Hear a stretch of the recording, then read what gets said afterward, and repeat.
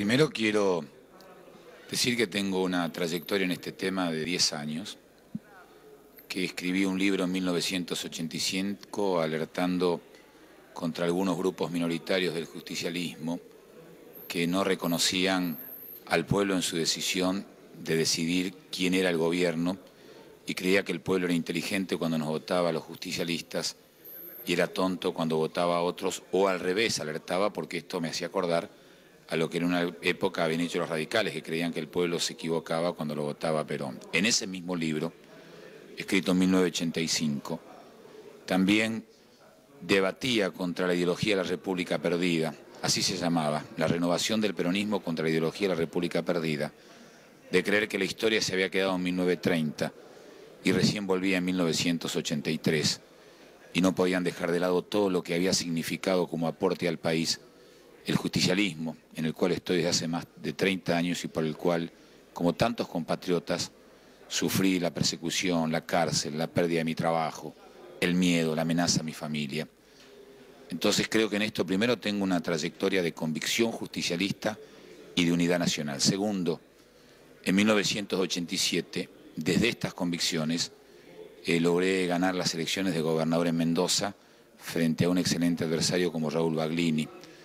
Así que sobre esto he logrado triunfar no contra los radicales, sino desde el justicialismo. Voy por partes para ubicar a Adelina en nuestras respectivas trayectorias y convicciones, con todo el respeto que le escuché. Voy ahora a la conversación que tuve con el doctor Alfonsín.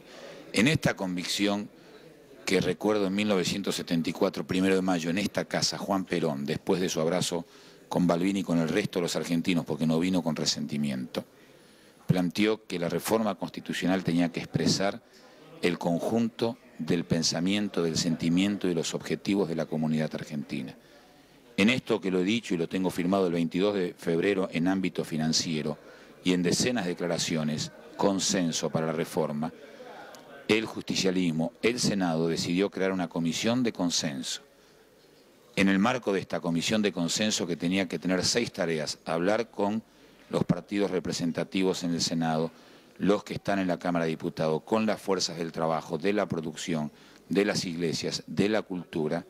En ese marco conversé con muchos dirigentes de mi partido y otros partidos, entre ellos con el doctor Raúl Alfonsín, a quien le pedí que hiciera un aporte de convivencia para que pudiéramos consensuar. Desmiento en forma absoluta y rotunda las versiones que Adelina de Viola toma como ciertas. Yo no hablé de ningún posmenenismo, no concerté nada detrás del posmenenismo. Esto, se lo digo con todo respeto, Adelina, es parte de una campaña electoral que busca desacreditar a la gente que creemos en la unidad nacional, a la gente que no queremos volver al pasado. Y además lo digo con un último derecho.